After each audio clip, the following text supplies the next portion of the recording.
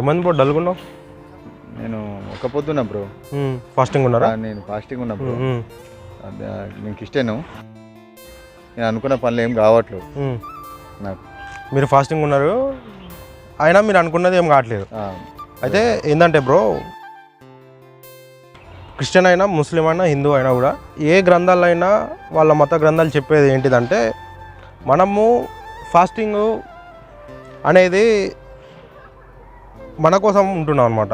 అంటే ఫాస్టింగ్ అనేది మనం అనుకున్న చేయడానికి కోసం మనం ఫాస్టింగ్ అనేది ఉంటున్నాం. కానీ ఫాస్టింగ్ అనేది ఉంటున్నాం కానీ మనం ఏం చేస్తున్నాం అంటే అసలు ఫాస్టింగ్ ఎందుకు ఉంటున్నాం, ఆ థీమ్ అనేది మనము పాటించాలన్నమాట. ఫాస్టింగ్ ఉండేది ఎందుకు, మన మనసు అనేది పరిశుద్ధంగా ఉంచుకోవడానికి. అంటే మన మనసులో ఏం కల్మషం లేకుండా మనము దురుద్దేశాలతోటి మన మనసుని నింపుకోకుండా స్వచ్ఛంగా కల్మషం